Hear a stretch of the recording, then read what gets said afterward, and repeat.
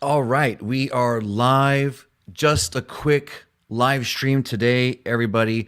I have been spending hours and days creating content for my course that I'm launching next week and enrolling people left and right and serving my clients and going through two of the best months I have had financially in my 6 years of coaching. And so, but I wanted to do something different from what I've been doing because, right, I have some things to give away. And I just saw this quote. I get daily emails from Abraham Hicks Productions, and they're simple. They're quotes from either the books or quotes from the speeches, and sometimes they're really long, and sometimes really short. And I just spent a few minutes taking the email, which was like 2 paragraphs long total, threw it into my program, spent about 30 minutes on this. And I want to share with you today just to show you just how easy it is to find inspiration everywhere. The choice is yours. So we're going to jump right into it. And in case you don't already know, my name is Anthony Cortino, aka the Sacred Cobra. I am a divorce, relationship coach, and manifestation coach. And I'm just going to give it away, guys. So here we go, bringing this sucker up. The title of this quote that was put out on this email today was "Feeling the Awesome Power to Renew Each Day." So what does that mean? I'll tell you what it means. Ask yourself this question. If today feels like yesterday, does today feel like yesterday? Now, of course, you might have had a good few days in a row, but if today you woke up and you just said, hey, I'm just not feeling it, I'm not feeling so great, does that feel like a familiar memory? Does it feel like a yesterday or the day before? Or does it feel like the last 10 years of your life? Ask yourself this question. Does today feel like yesterday? The reason we want to ask this question is because you might be going through your day with the old pain still manifesting in your thoughts. Now, I know people professionally and I know people personally that, yes, and even me, myself, if something really awful does actually happen yesterday or a couple days ago, I'm going to feel some kind of way about it. I'm going to have the same reaction, probably, depending on whether I am conscious or unconscious. I'm going to have a knee-jerk triggered reaction. I'm going to go there. The difference is, how long am I going to stay there? How long are you going to stay there, regurgitating and manifesting that pain over and over and over again? If it's familiar, if you did it yesterday, there is a zero value in doing it today. So if you see these old patterns of pain showing up in your mind today, like they did yesterday, we have some opportunities for you. So, and if you are saying, hey, I just can't stop thinking about that breakup, that betrayal, the injustice in the world, the death of somebody I love, I just cannot stop thinking about it. I hear you. But here's the question I want you to answer for yourself. How long have you been thinking about it? How long do you think you're going to think about it? How are you talking about it out loud as you tell people in your life the story of the pain that you are experiencing from yesterday and how you're still experiencing it today? Are you repeating that story in your head, and are you repeating it out loud to multiple people because you think it's important that they understand what you're going through? Today might be a rude awakening for you, and it's a gift. So you're welcome, because it is time to stop doing that. Stop with the disempowering conversations that you're cycling through in your head. Now, what is a disempowering conversation? Now, first off, a lot of times people will say to me, but hey, I'm not talking about my partner. I'm not talking about my boss. I'm not arguing with these people in my life. But you are.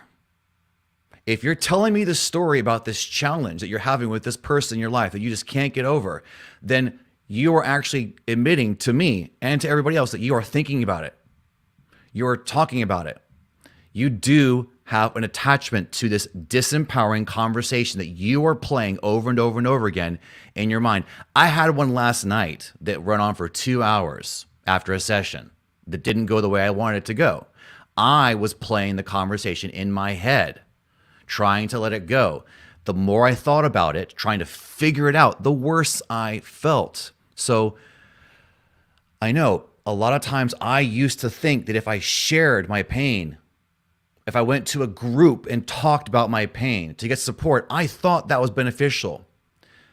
I now know that that actually kept me stuck in that pain, and that the feeling of relief that I got when I shared my feelings and shared my experience with other men and women in a circle was a complete illusion. And it created an addiction that made me need to constantly open up and share my pain over and over and over again, because I thought that meant I was being authentic. Yes, when I have a knee-jerk reaction, my emotions are authentic. If I am creating and telling you, if I am telling you the story when you ask me a question, that's not authentic anymore. I am now creating that pain all over again. And when that conversation is over, you and I are probably both going to be tired. And we might think we felt good. And that is complete lie, a total illusion. So if you told the story once or twice to a trusted ally, a trusted friend, stop talking about it. Do not tell anybody else the story, because that is you continuing and choosing that pain over actually letting it go. So stop with the disempowering conversations that you're carrying on in your head. Moving on. You will not solve anything. Now, I guarantee you will probably like to argue with me and tell me a story that proves otherwise. And I guarantee you, if we talked long enough, you would finally know and admit that that was actually an illusion. You convinced yourself it was a positive event. It may have given you a band-aid to the solution for 3 or 4 days, maybe a couple of months.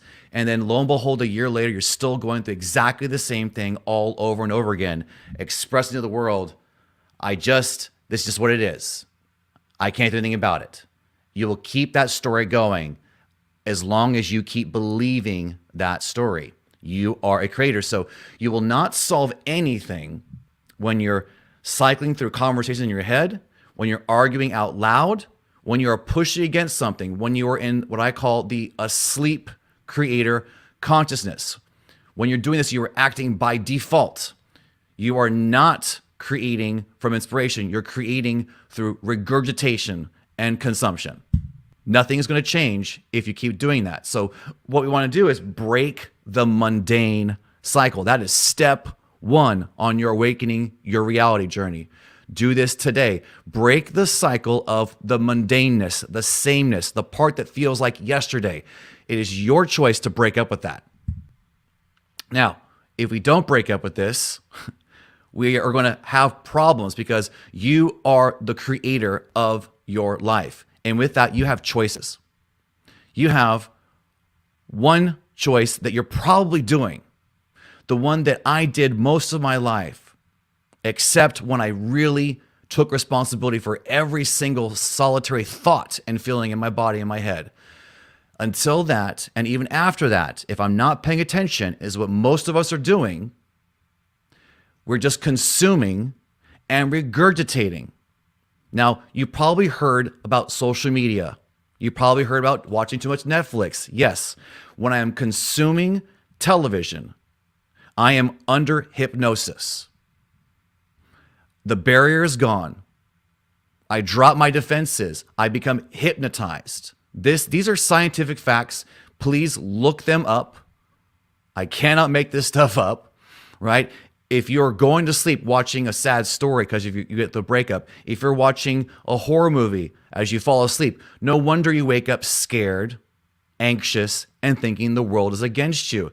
And right now you might be saying, no, I'm not saying that, Anthony, but understand, you might be telling a different version of that story. You might be telling the story of this person who is constantly coming after you.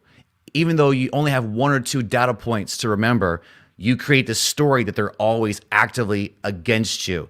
We have to watch out for our thoughts and the images and what we're hearing when we go unconscious. Because when we're watching television, when we're scrolling through the social media feeds, there is a state of hypnosis that kicks in automatically. You go into theta and you become, the barrier's gone.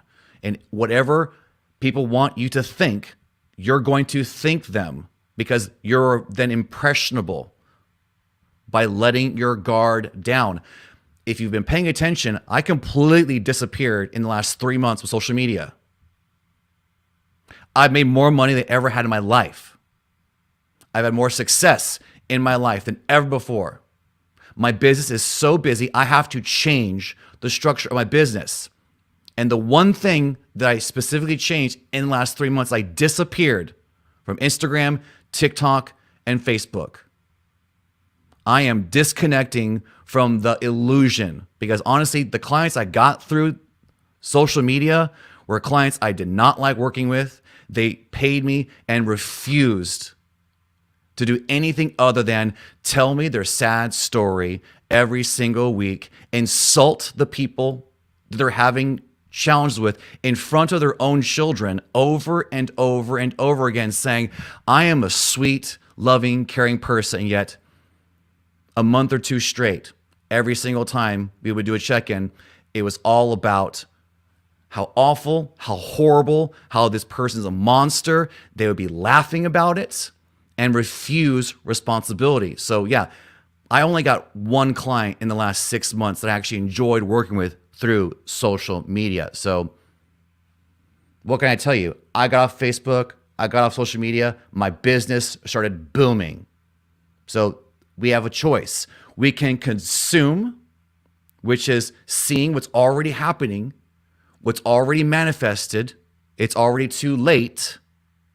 We keep consuming, and then what we do is we regurgitate, right? Repeat what I saw on Facebook, repeat what I saw on Instagram that had no meaning until I blew it up, and then I came home and I decided, you know what, husband, you know what, wife, I'm going to have a divorce with you because I saw some stupid video where some amateur explained to me what narcissism is, what mental disorders are, how you're victimizing me. And because I saw this and talked to my friends and family about it, and they all agree with me, I'm going to come home and I'm going to ruin a 20-year, 30-year marriage.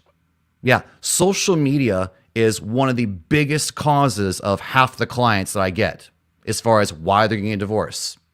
Because when clients come to me, they're coming to me from crisis.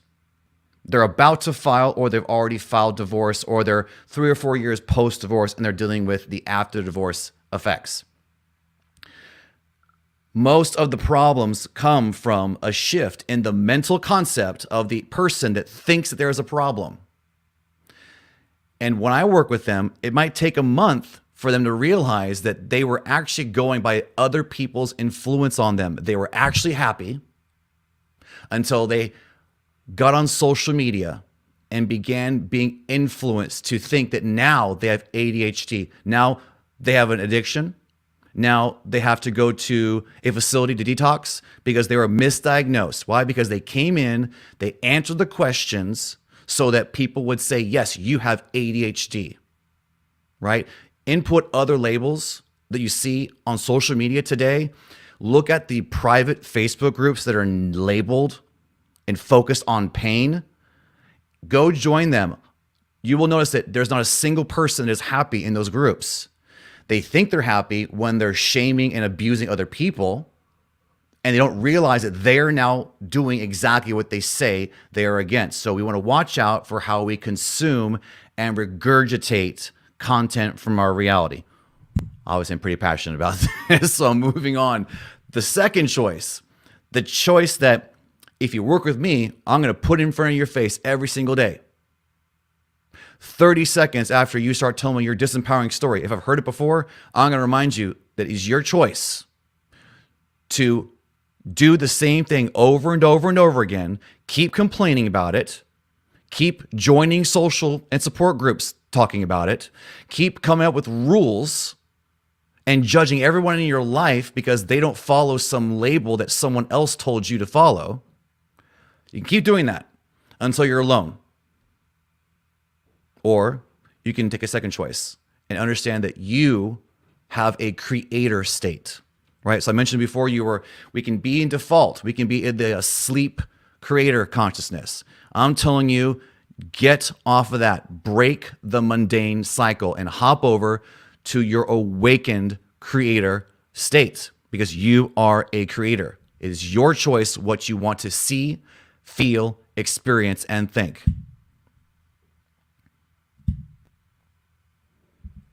Because you have the gift of contrast, right? So a big hurdle that gets in the way of manifesting, creating your new life, living with intention is this belief: when I experience something in the outside world, how I interpret it, if I damn it, if I shame it, if I take the fact that I don't like it and turn it into the worst thing ever in the world and start telling that story and embodying that truth, contrast becomes conflict, becomes trauma, becomes this thing that you're never going to get rid of because you created it. You also continue to recreate it. And 20 years from now, you're going to still keep saying, I just can't get over that thing that I could not help that happened. No.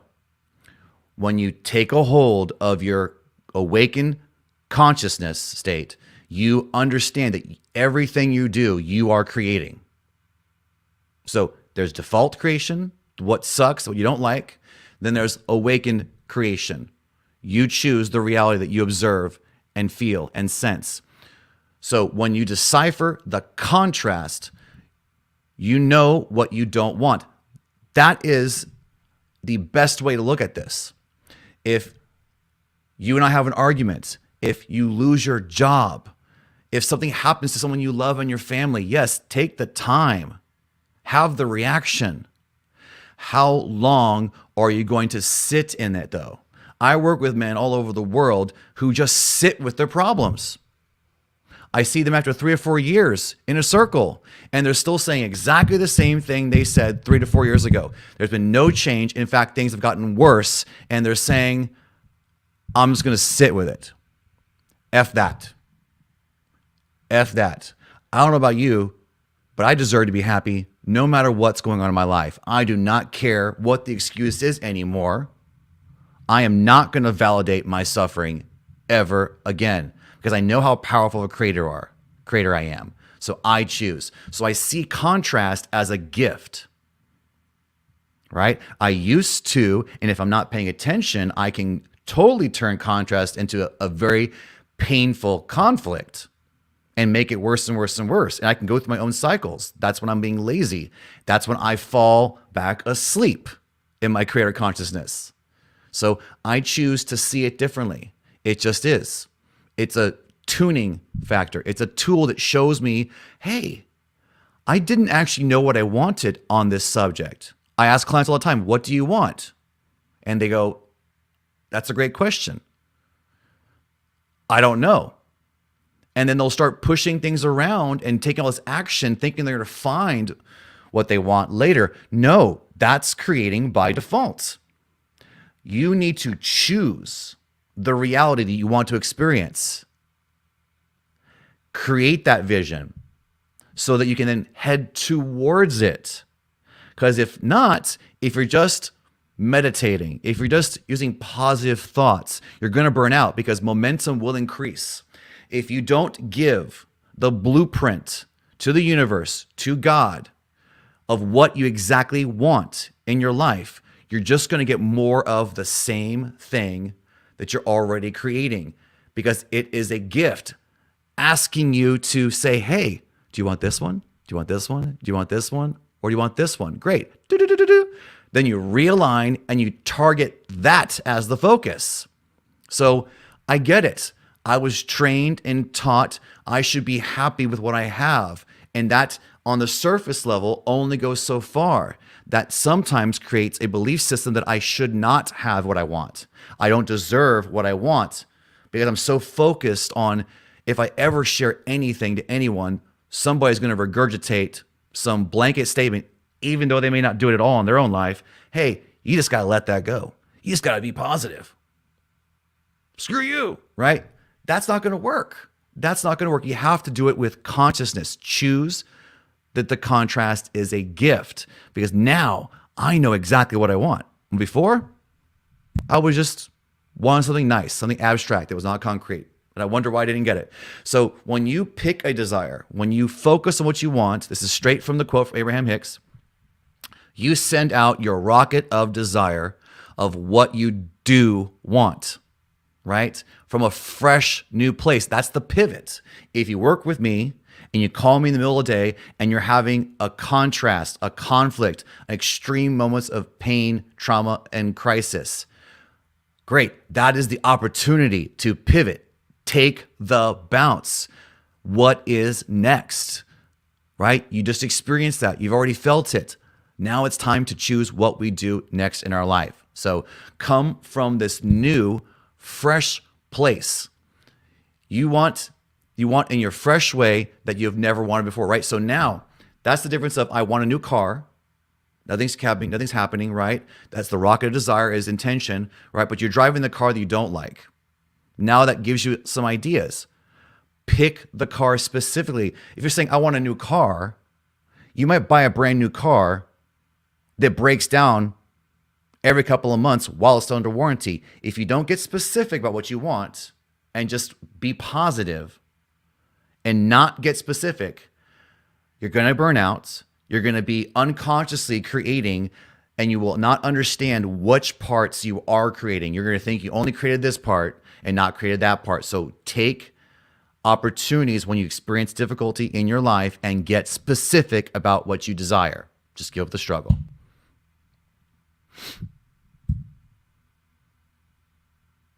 So you want to manifest the power of freshness of your now, right?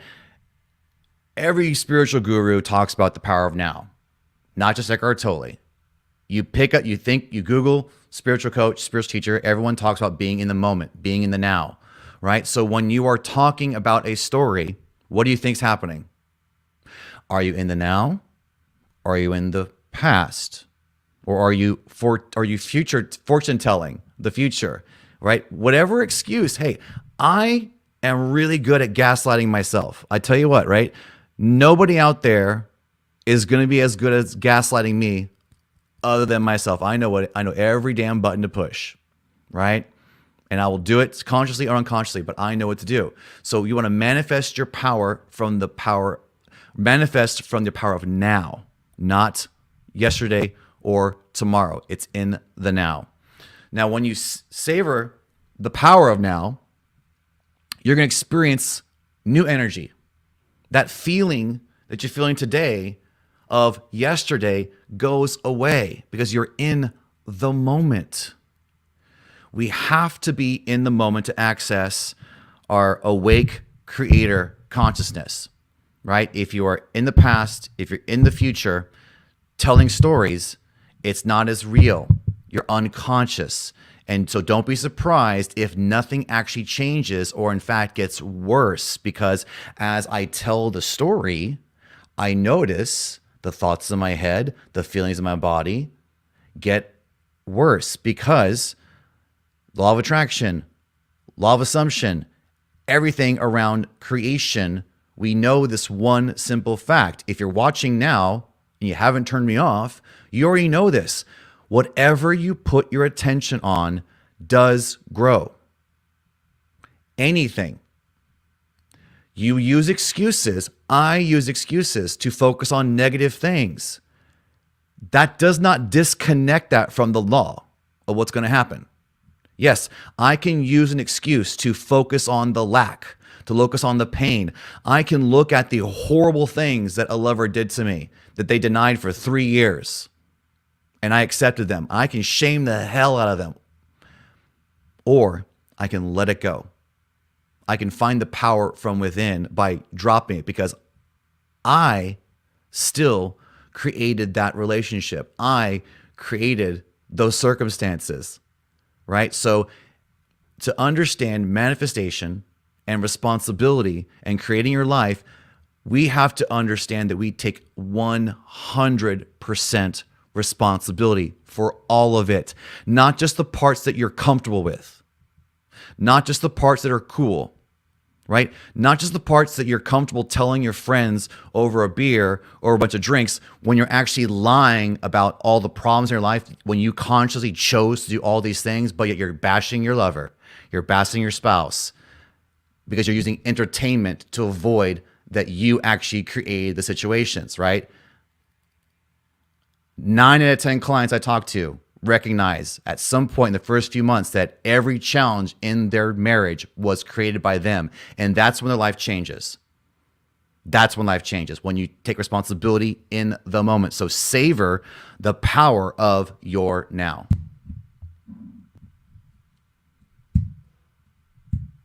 I think we're almost done here, right? So if you can begin to savor the power of now, you get this. You get the open gateway. You move forward in life. You find new energy. You let go of the past pains. You're walking, talking, living the prayer, living the manifestation of your dreams. You are the protector of your thoughts and your feelings, right? It is up to you. It is up to you and me to protect. What am I watching? What am I scrolling through? What am I clicking? What am I listening to? Who am I choosing to hang around? And what story am I telling myself that makes it okay to not be happy and still stay in those situations, right? If it's your choice and your responsibility, you cannot blame anybody else. Whatever story I want to use to validate my disempowerment will come easily. That is a piece of cake. The different choice, the harder choice, is to be responsible and protect your thoughts and your feelings. No one's doing anything to you. You're triggering yourself. Sorry to say it, not sorry. So stop demanding that you're understood when you're upset for anything. I have a client who got really triggered over their business partner and what they're doing. And we did a process to help decipher what's actually going on. He couldn't do it. He could not do it, which is a sign when you do this process that we did that he was creating the whole thing based on misinformation, incorrect data, right? Projecting himself and other people in his life onto this business partner, right? Because when I literally asked him to tell me what they did, he could not do it. It was all assumptions, generalities, vagueness, and he kept experiencing how difficult it was to move forward. And at the end of the day, he wasn't satisfied. And when I asked him, why aren't you satisfied? He said, because I don't think my partner got to hear and understand me. Listen, going way off topic, almost 30 minutes now, but this is the honestly, this is what I talk to people every single day. So remember, I'm working with people going through a divorce, about to go through a divorce, currently going through a divorce, or post-divorce. When you realize that it was your fault and you just used excuses of what the other person did to validate your choice, when you live your life that way and you finally have this realization, it is scary. It is scary. It is scary to realize that when I've demanded that someone hold space for me so they can see my pain, and I make them say back to me, do you understand the boundary that you crossed? Do you understand how you disrespected me? If I force them to say that stuff, that is a complete lie. That is an illusion from my reality.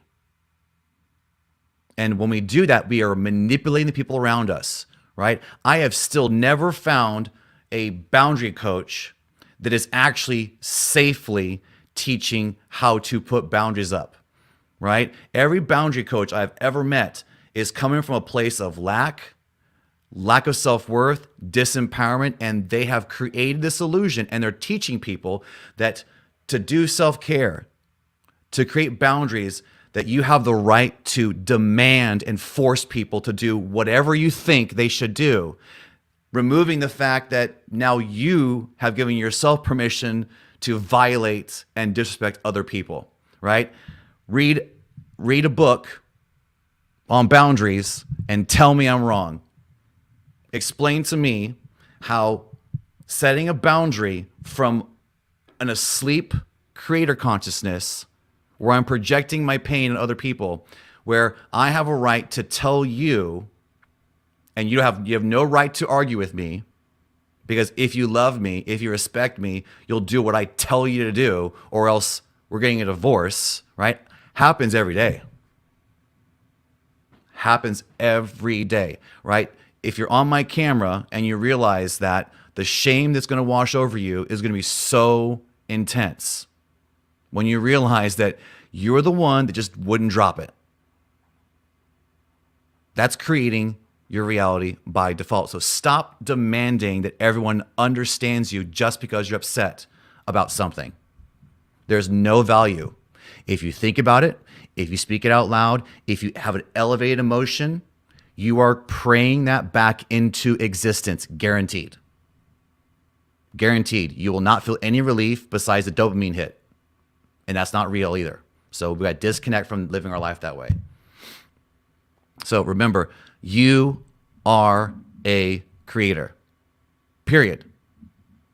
End of story. Nothing else to it. Maximum responsibility for your life. You have two choices. Consume and regurgitate is choice number one. Choice number two is understand that you are the creator. You create everything yesterday.